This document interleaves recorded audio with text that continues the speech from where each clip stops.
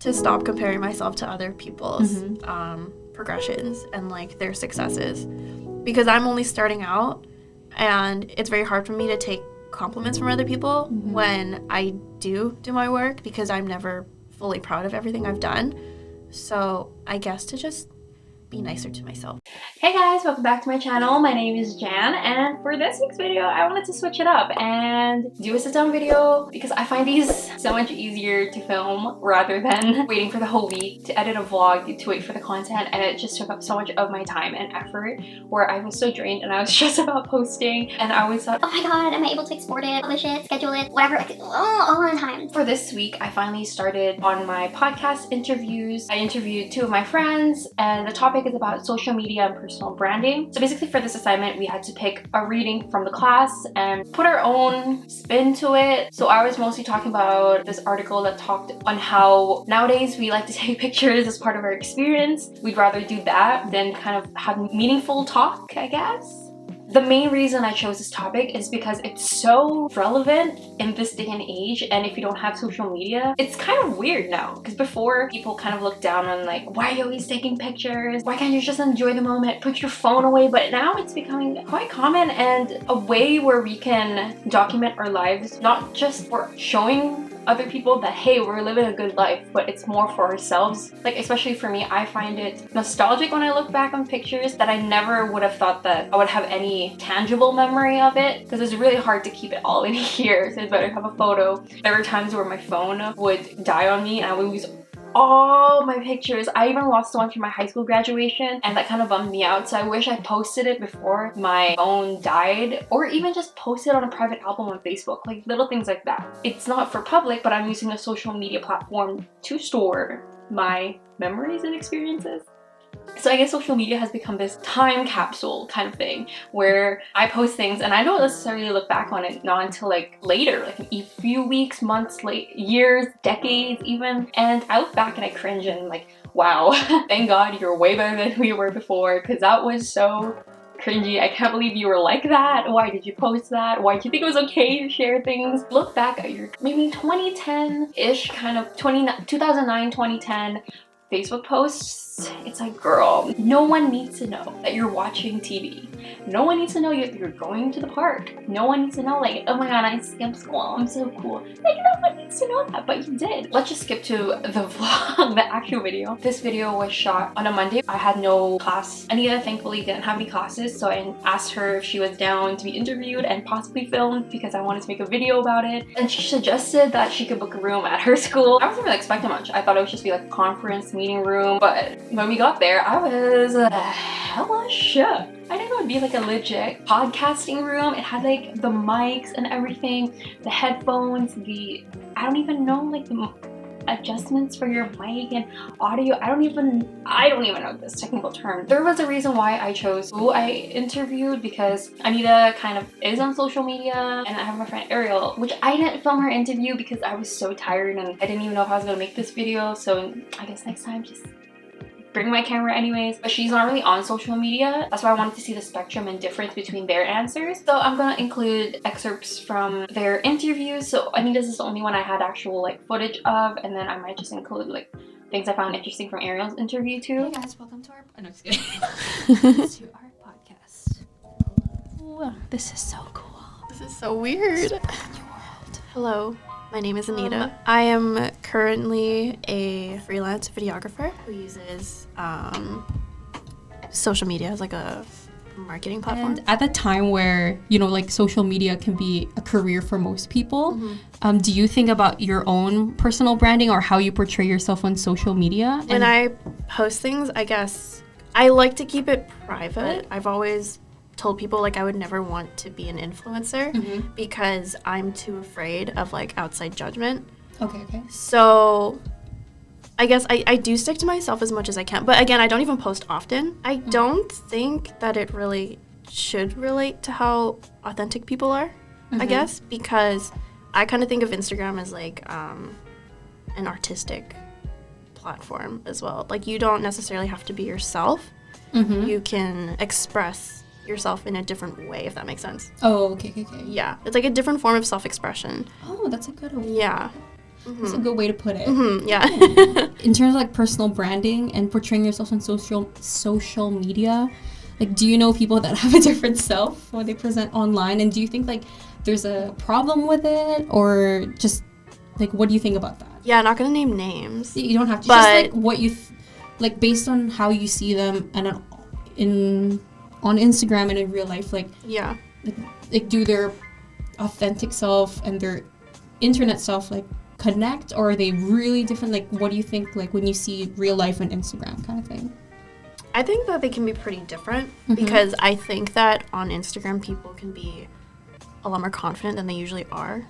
So like some girls would dress like riskier, I guess you could say, and post pictures like that. A baddie. Yeah, but really they're nothing like that. Like if you see them in public, I do think that people have different personalities when it comes to social media, or just in general, right? Yeah, because they want to like please everyone in a way, I guess, or either that or they're like catering to a specific audience that they want like attention from. But like, why do you think people have a problem with having an authentic you and you also having this Instagram personality kind of thing? Or, I think because it can make you seem fake. Because if the way you're portraying yourself on social media is not the way that you are in person when they meet you, then they kind of feel like they don't know you. Like it's kind of like a disconnect. So it's like, why are you portraying this different person when that's not actually you? It depends on the person, right? Because I mean, again, like some people use it as like an art form. By documenting your life when you're in like a social setting with you're with friends or family, and maybe they're not really into social media. How do you think like they would feel? I guess for someone who isn't into social media like that, they would find it kind of weird. Yeah. Because it's like, why do you have to take pictures of your food every time before you eat? Or like, why do you have to take pictures of every single location that we go to? Why do you have to make sure the lighting is good for your pictures and stuff like that? Yeah, for sure. Like coming from my family who never really liked social media like that before, but now they're so into Facebook. It's like a very drastic difference. Like for some reason, my dad is willing to go out more just to take pictures at dinner to show people so cool. to show people that we went out for dinner. And it's very weird because he would never go out before. He hasn't been to a mall in like years. So like that's just like, I think that shows how much social media can influence the mind. And it's like, I think because we grew up with like the changes, the beginning, pretty much like the beginning, and like how it went like up and down and stuff. So we've been through that Facebook phase of where everyone would post everything, and like you would make certain statuses and stuff like that. And I feel like the next generation is just coming up on that, but we already know that that's like not healthy, but they haven't realized that yet. Let's skip that. Let's just go to the next question. Okay. So in terms of vlog content on YouTube, so is there a thing as too much? So like, are these parameters to be put on like posting on Instagram, posting on Facebook or Twitter, like how much you share? Is it the same level of like limitations we put also in vlogs? Or in vlogs, is it okay when it's a little more? Like, it's fine to show a little more. I think it's okay to show a little bit more in vlogs, just because vlogs are so casual. Like, it just shows what you do in your daily life. Whereas, like, I don't think you would post on Instagram really, like, I'm going to the grocery store, or like, I just went to the gym. People could post stuff on stories, not like that's a true. post. But like, I guess it depends on the context. Like, if you're talking about stories, that's different than actual posts, right? So I think in terms of the posts, then it's okay. Otherwise, I think it could be an equivalent with IG stories, though, because people do that, but it's just kind of like in short videos and photos rather than just like one fully edited thing. Like, it's not like purposely on your feed. I do think there's like a line, because but it also depends on how much the person respects themselves, I think, and how much they're willing to share, because obviously people can pick and choose what they see. I guess because you're like curious about other people's lives. Like, something that I really like to watch in vlogs is like mini hauls in the day. Whether that's like what they got from Amazon, or if they just went to the grocery store and went grocery shopping, that gives me ideas of what I want to buy myself and like waste my money on, or even like potential gifts for people. Yeah, but it's so weird because when you think about yourself, you're like, no one cares. Like, when just a regular person is like posting the same things you think that like no one cares about, you're like, oh, I really want to know. I'm so nosy. I'm so curious. Yeah. But we're so hard on ourselves. I guess you can relate that back to, like, you know how some people like to people watch because they like to see how different people interact. Oh. So I guess that could be similar to how people view vlogs because you're interested in this person's life and you probably watch their vlogs so much that you feel like you know them, right? So it's like kind of like being connected to like a friend that you haven't seen in a long time. It's like you still know what they're up to even though you're not directly like connected to them, if that makes sense. Have you found a balance that works for you in terms of using social media and like what you post and whatnot or something like that? I think I'm getting there. Like I don't even post that much now, but I use my private Instagram as a really big outlet, and that was like how I felt reassurance, I guess.